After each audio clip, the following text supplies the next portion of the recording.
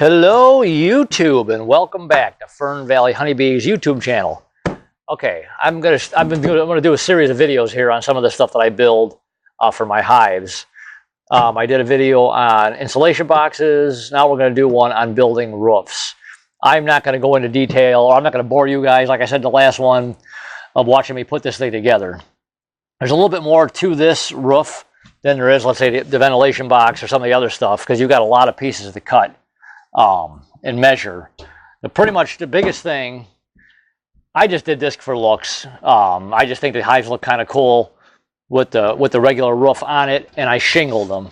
And obviously it's built like a roof, so the water will run right off it. It's got shingles on it. In fact, I need to get more shingles to finish this one here. So you could build it with any pitch you want, and then just sheet it with plywood. The biggest thing is the inside. What I did here, as you can see the inside, there's pink foam. I insulated the inside of this. There's 1/2-inch foam insulation inside. That's going to be for the wintertime to prevent condensation. Water dripping in your hive will kill your bees so fast. You don't want condensation. I am going to do a video, because I haven't built it yet, and I'm going to make insulated, like inner cover type things with 2-inch styrofoam. But for these, this is just 1/2-inch. Here again, go to Menards, my favorite store, and you can buy the insulation, cut it, glue it to the inside. This box actually is about 1/4 inch bigger, excuse me, all the way around than the hive boxes. The reason being, so obviously it sits over it, and you can see there's a board. I have a piece of wood that I had cut on my table saw. It's basically just, and it can be any size. It's basically just a piece of 1/2-inch or 3/4 by 3/4 nailed in, so that when this sits on your hive, it's going to sit down about 2 inches. But this board here, not only is it to hold it from stopping it from falling all the way on top, it's going to prevent anything from getting in or out here too. So if some bees got up inside the cover, they can't get out, or bees can't get in, hornets, wasps. You don't want nothing to make a nest in there, so that stops it from that. And it does does let a little bit of air escape also. So these are a little more tricky to build. Here again, you can cut fancy joints on a router, but you want to glue it and nail it. You want it as strong as can be, and you want to paint that with a good quality paint so it'll last.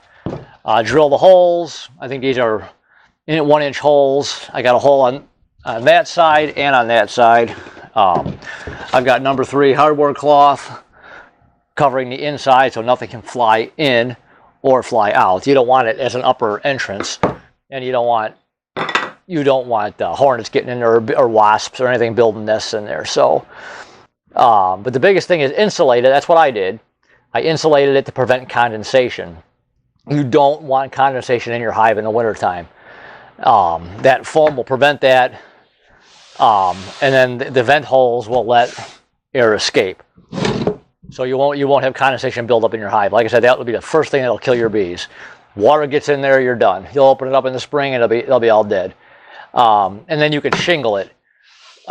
Shingling is a little bit trickier. If you've never shingled a house before, or shingled anything, you could ask somebody to help you. About 5, I think 6 shingles total. Six shingles will cover one of these, because you want to put a starter strip. You want to put a starter strip of shingle down first on either side. It's just like doing a roof. So if you've never done it before, ask somebody who's roofed before. They'll know what I'm talking about. You put one on either side, and you lay your shingles, then you run your strips down the middle. It's just like a house. So like I said, if you've never done this before, no big deal. Just ask somebody who's roofed, and they'll know exactly how to do it for you. I always leave a little bit of extra gap on either side for runoff. Here again, like doing a house. I think it just looks nicer. All the hives are uniform. You don't have to do this. Some of these hives come with just flat roofs. I don't like those metal ones that you can buy when you buy a kit. Sometimes it comes with a roof with the metal. That metal gets so hot, especially this time of year. You go out there and it's blinding. You go to look at it, you can't even see. And that roof will blind you. And that is so hot. So that has to be putting heat inside your hive too. These I like. Insulated, hopefully it's keeping it cool.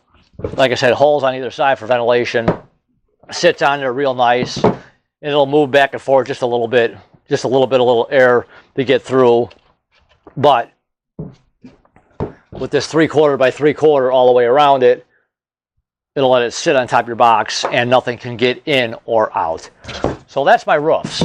So hopefully you like it. You got any questions? Like I said, you can make this pitch any way you want. I just kind of did a general, just a general pitch on this roof, but you can do whatever you want to do. There's no set rule of thumb for this thing here.